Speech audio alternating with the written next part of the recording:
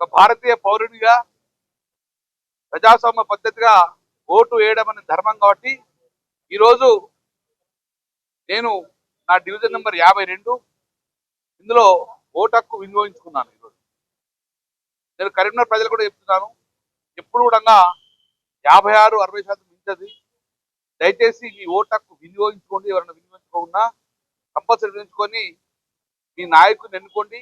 ఈ నగర అభివృద్ధి కొనసాగే విధంగా, ఈ నగరంలో అరాచకాలు ఉండకుండా, అవినీతి ఉండకుండా ఉండే నాయకుడిని ఎన్నుకోమని నేను చెప్పడం జరుగుతుంది. ముఖ్యంగా చాలా రాజకీయాలంటే భయమేసే పరిస్థితి వచ్చింది. ఈరోజు నేను 27 సంవత్సరాలు రాజకీయాలకు వచ్చి 27 సంవత్సరాల్లో ఇలాంటి ఎన్నికలను ఎన్నడూ చూడలేదు.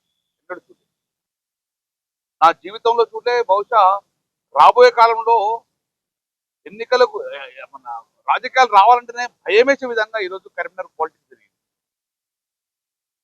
ఎంత విచ్చలవిడిగా డబ్బులు ఎంత విచ్చలవిడితనంగా డబ్బులు స్పెండ్ చేస్తున్నారు. ఓటుకు ఎంత ఇస్తాను, అసలు ఓటుకు ఇంత ధర అనేది లేకుండా ఉన్న డివిజన్లు ఉన్నాయా? ఒక్కొక్క పేపర్ యాడ్ చూస్తే భయం అవుతుంది. అంటే రాజకీయాలలో మేము ధనం సంపాదిస్తాము, అక్రమ ధనం సంపాదిస్తాము, ధనాన్ని రాజకీయాలకు తెచ్చిస్తాము, మేము ఏం అభివృద్ధి చెయ్యము, అభివృద్ధి చెయ్యలేదు, మేము మళ్ళీ అభివృద్ధి కూడా చెయ్యము, కానీ ధనాన్ని విచ్చలవిడిగా ఖర్చు పెడతాము. ఎన్నికలు అనేది చాలా భయాందోళన గురి చేస్తున్నది. ఇదేదో రాజకీయంగా మాట్లాడతలేడు. కరీంనగర్ నగరంలో కూడా విచ్చలవిడిగా మద్యం, విచ్చలవిడిగా డబ్బు వెదజల్లుతున్నారు. ఇది ఎటు పోతుంది? నాకు తెలిసి నాకు తెలిసి ఈ కరీంనగర్ లో ఒక కార్పొరేటర్ గా సంపాదన ఉంటుంది, సేవన ఉంటుంది. మరి ఇంత ఖర్చు పెట్టి ఏం ఆలోచన, ఏ పొలిటికల్ పార్టీ ఏం బెనిఫిట్ చేస్తుంది? సరే, కార్పొరేటర్ గెలుస్తాడు, మేయర్ అవుతారు, 5 సంవత్సరాలు పరిపాలిస్తారు. What next? ఏమైతుంది 5 సంవత్సరాల? ఈ 5 సంవత్సరాల వందల మంది, ఇంతకుముందు 40-50 సంవత్సరాలు ఇంతమంది మేయర్ లేదు, కార్పొరేటర్ లేదు. కానీ ఇంత డబ్బు స్పెండ్ చేసుకొని దేనికి సంకేతం ఇస్తున్నారు? అది నా బాధ, నా ఆవేదన. చాలా చాలా బాధాకరం. ఇప్పుడు సినారా చూస్తే నేను గర్వంగా చెప్తాను, స్థానిక సంస్థలు అనేది ప్రభుత్వానికి అనుకూలంగానే ఎక్కువ శాతం ప్రభుత్వానికి అనుకూలంగా ఓటేస్తుంది. ఎందుకంటే ఆ కార్పొరేటర్ కానీ, ఆ మేయర్ కానీ ప్రభుత్వానికి అనుకూలంగా ఉంటే డెఫినెట్ గా రేపు అభివృద్ధి జరుగుతుందని చెప్పి ఆలోచన ఉంటుంది. అందుకే మేము గర్వంగా చెప్తాం, స్వాతంత్రం వచ్చినప్పటి నుంచి కరీంనగర్ కార్పొరేషన్ లో ఏ రోజు సింగిల్ పార్టీ మేయర్ కానీ చైర్మన్ గా ఫామ్ చేయలే. ఎప్పుడు చేసినా అలయన్స్ తోటి, తర్వాత కొంతమంది ఇండిపెండెంట్ తీసుకొని మేయర్ కానీ చైర్మన్ గా ఎన్నుకోబట్టి చూసినది. నేను కౌన్సిలర్ ఉన్నప్పుడు, కార్పొరేట్ ఉన్నప్పుడు చూసినాను. కానీ తెలంగాణ రాష్ట్ర సమితి, తెలంగాణ ప్రభుత్వం ఏర్పడిన తర్వాత, కేసీఆర్ గారు ముఖ్యమంత్రి తర్వాత ప్రప్రదంగా 2014లో మున్సిపల్ ఎన్నికలు వస్తే సింగిల్ లార్జెస్ట్ గా, ఎలాంటి ఎవరితోటి కూడా పొత్తు లేకుండా సింగిల్ లార్జెస్ట్ గా ప్రప్రదంగా మేము మేయర్ కైవసం చేసుకున్నాం. తదనంతరం 2019లో 2018 ఎన్నికల తర్వాత కూడా ఆ రోజు కూడా 60 డివిజన్లు కానీ 33 డివిజన్లు సింగిల్ గా బీఆర్ఎస్ పార్టీ కైవసం చేస్తుంది. 33. ఎందుకంటే ప్రజలకు ప్రభుత్వాల మీద నమ్మకం ఉంది.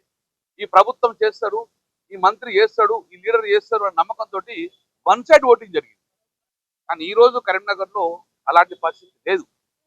కేంద్ర ప్రభుత్వం నమ్మకం లేదు, ప్రజలకు రాష్ట్ర ప్రభుత్వం నమ్మకం లేదు. ఈ రోజు కూడా కరీంనగర్ లో మిక్స్డ్ వాతావరణం ఉంది. ఎవరికి నాకు తెలిసైతే 33 సీట్లు కైవసం చేసుకొని, మ్యాజిక్ ఫిగర్ అయితే 34 కైవసం చేసుకొని మేయర్ స్థానాన్ని సంపాదించే అవకాశం ఏ పార్టీకి కనబడతలేదు. ఫిక్స్ వస్తుంది, హంగ్ వస్తుంది. ఎవరికి తెలిసి నాకు తెలిసి 2021 మ్యాక్సిమం ఫిగర్ అంతకన్నా ఎక్కువ దాటది. సో చాలా గమ్మత్తైన ఎలక్షన్ జరుగుతాయి. ఎవరు మేయర్ అనేది ఎవరు ఊహించలేరు. కాబట్టి నేను ఒక్కటి మాత్రం చెప్తున్నా, ఎవరు మేయర్ అయినా, ఏ పార్టీ మన మేయర్ స్థానానికి ఆవిష్కరిస్తున్నా వాళ్ళందరూ ఒక భయంతో, భద్రత భయంతో పనిచేయాల్సిన బాధ్యత ఉన్నది. సో కాబట్టి కరీంనగర్ కార్పొరేషన్ అనేది గతం నుంచి ఉత్తర తెలంగాణ ఒక పెద్ద కార్పొరేషన్. ఈసారి ఎన్నికలు అనేది చాలా ఫ్యూచర్ కు భయాన్ని కలిగించే విధంగా డబ్బు వెదజల్లిండు.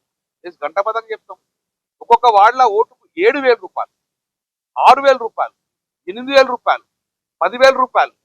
నాకు తెలిసిన ప్రకారం అంటే ఒక 7,000 రూపాయలు, 6,000 రూపాయలు ఓటేస్తే 3,000 అంటే 2,90,00,000 3,00,00,000 రూపాయలు అతను వెచ్చించి ఏం చేద్దాం అనుకుంటున్నాను. అది నా బాధ, ఆవేదన. నేను ఒక బీఆర్ఎస్ పార్టీ ఎమ్మెల్యేగా అనుకుంటలేను, ఒక రాజకీయ నాయకుడిగా నాకు మాత్రము ఈ రాబోయే ఎన్నికల్లో ఈ ఎన్నికల్లో చాలా భయోందనలు కూర్చుంది. అంటే సామాన్య మానవుడు సేవ చేద్దామని ఇది తన దగ్గర డబ్బులు లేకున్నా సేవ చేద్దాం వచ్చే వారికి మాత్రము భయోందనలకు గురి చేసే పరిస్థితి వచ్చింది. అందుకే ఈరోజు అభివృద్ధి అద్భుతంగా చేసినాం, చాలా అద్భుతంగా చేసినాం. ఇదే ప్రజలు ఎవరైనా ఏ కార్పొరేటర్ గెలిచినా, ఏ ఎమ్మెల్యే గెలిచినా, ఏ మేయర్ గెలిచినా, ఏ మంత్రి అయినా ప్రజలకు ఏం ఎక్స్పెక్ట్ చేస్తారు? అభివృద్ధి కొనసాగాలి, అభివృద్ధి చేయాలనుకుంటారు. సో ఈ అభివృద్ధి చేసే పార్టీ కోటేస్తారని భావిస్తున్నాం.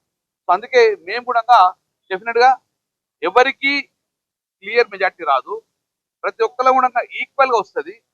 సో రేపు రాబోయే కాలంలో ఇండిపెండెంట్ కీలకంగా మారే అవకాశం, సో అందుకే రేపు రాబోయే మేయర్ ఎవరైనా బీఆర్ఎస్ పార్టీ అవుతుందా, బీజేపీ అవుతుందా, ఎంఎం అవుతుందా, కాంగ్రెస్ ఎవరైనా కానీ మిక్స్డ్ అవుతుందా, చాలా ఒక అభివృద్ధి దిశగా ఆలోచన పెట్టి పోవాలి కదా తప్ప కానీ ఎట్టి పరిస్థితుల్లో ఇంత ఖర్చు పెట్టుకున్నాం అనే విధంగా పోకూడదు. సో కాబట్టి దయచేసి కరీంనగర్ పుర ప్రముఖులారా ఆలోచించండి, అభివృద్ధికి ఓటేయండి, అభివృద్ధి చేస్తారన్న నమ్మకం ఉన్న పార్టీలకు ఓటేయమని చెప్పేసి నేను మనస్ఫూర్తిగా కోరుకుంటున్నాను. టీఆర్ఎస్ కి చాలా మంది మద్దతు ఇస్తారు కదా, 100%. మేము క్లియర్ గా ఘంటాపథంగా కరీంనగర్ లో 40-50 సంవత్సరాలలో జరిగిన అభివృద్ధి బీఆర్ఎస్ పార్టీ చేసింది. ఈ 2 సంవత్సరాలే కేంద్రంలో బీజేపీ ప్రభుత్వం వచ్చింది, రాష్ట్రంలో కాంగ్రెస్ ప్రభుత్వం వచ్చింది.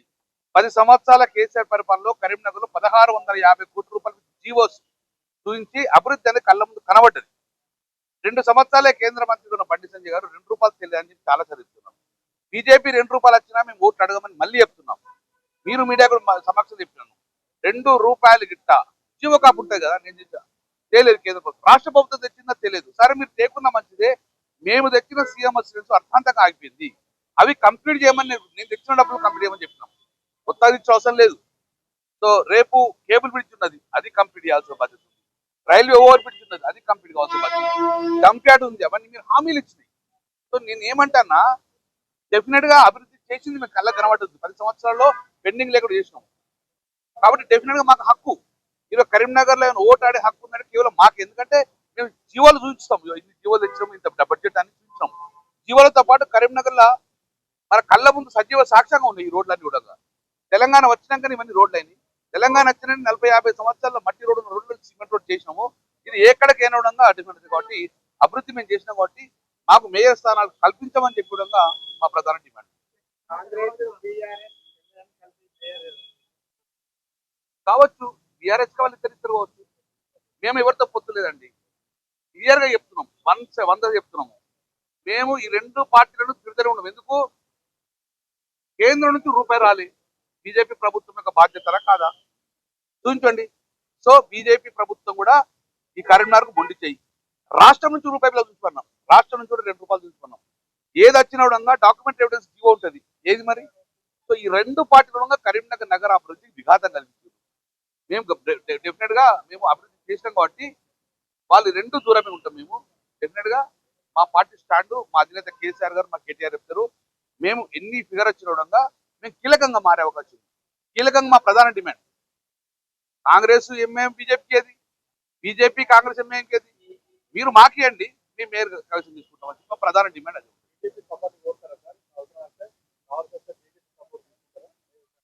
మేము ఒక్కటి చెప్తున్నాం, మేము గుట్లాడుకున్నాం, మేము ఎవరికి మద్దతు ఇవ్వము. మాకు మద్దతు ఇస్తా అంటే మేము ఆహ్వానిస్తాం, ఎవరికి ఇవ్వము. ఇప్పుడే చెప్పాను, 2 పార్టీలు 2 ప్రభుత్వాలు నగర అభివృద్ధిలో విఫలమైనరు. మేము 10 సంవత్సరాలు అభివృద్ధి చేసి కనబడ్డది, అభివృద్ధి చేసే సత్తా మాకున్నది. కాబట్టి డెఫినెట్ గా మేము లాస్ట్ కూడా ఏం చెప్తున్నాం, లాస్ట్ టైం ఎన్నికల్లో కాంగ్రెస్ 0 ఒక్క సీట్ రాలే. ఈరోజు బీజేపీ మొన్న 12 గెలిచింది, లీడింగ్ మేము తీసుకున్నాం. సో రాష్ట్ర ప్రభుత్వం ఆ లీడింగ్ తీసుకునే దాంట్లో విఫలమైంది. ఇక్కడ ఇంకొక చిన్న ఎగ్జాంపుల్ ఏంటంటే, ఎవరైనా కానీ మేము కేంద్రంలో లేము, ప్రభుత్వంలో, రాష్ట్రంలో ప్రభుత్వం లేవు. ఈరోజు అసదుద్దీన్ వస్తాడు, వచ్చి ఇష్టానుసారంగా గంగుల కమలం తిడతాడు. గంగుల కమలకు స్టేట్ లేడు, సెంట్రల్ లేడు. బండి సంజయ్ కాంగ్రెస్ తిట్టాడు, గంగుల కమల తిడతాడు. అంటే గంగుల కమలాకర్ అనే వ్యక్తి టీఆర్ఎస్ అభివృద్ధి చేసింది కాబట్టి, ప్రజల మద్దతు ఉంది కాబట్టి ప్రతి ఒక్క టార్గెట్ మా పార్టీని చేసింది. మా పార్టీని నన్ను టార్గెట్ ఇచ్చినంటే మేము గర్విస్తున్నాం. ఎందుకంటే మేము రాష్ట్రంలో లేదు, కేంద్రం లేదు, మాకు అధికారం లేదు. అయినా నన్ను టార్గెట్ ఇచ్చినంటే నేనంటే ఈ పార్టీలకు భయం ఉన్నది, ప్రజల మద్దతు ఉన్నది. నేను చాలా సప్తరికాలను పోయినా, 40-50 సంవత్సరాల మట్టి రోడ్డు మా కళ్ళ ముందు రోడ్ ఇచ్చిందని చెప్పి వాళ్ళు మాకు చెప్తే సంతోషపడ్డాం. ఏ మంత్రి అయినా ఏ ఎమ్మెల్యే అయినా చేసి అల్టిమేట్ గా అభివృద్ధి, మీకు అభివృద్ధి చేసిన పోయి శభాష్ అంటే అంతకనే ప్రజలకు నేను అదే కోరుతున్నా. ఈ బీఆర్ఎస్ బీజేపీ కానీ కాంగ్రెస్ కానీ లక్షల కోట్లు ఇచ్చి యాడేజ్ కాదు, లక్షల కోట్లు తెచ్చి రోడ్ వేయమంటారు. యాడేజ్ రోడ్ వేయమంటారు. ఆ రోడ్డు చూసుకున్నా మీరు యాడ్ కనబట్టేది బ్రహ్మాండంగా, కాంగ్రెస్ బొమ్మలు బీజేపీ బొమ్మలు కనబడ్డది. ఈ బొమ్మలు పేపర్లో కాదు, ఈ బొమ్మలు రోడ్ల మీద ఒక రోడ్ వేయమంటారు. అది మేము కోరుకున్నాం. మేము వేసిన రోడ్డు చూస్తాం, మీరు వేసిన రోడ్డు చూసాం. Thank you very much.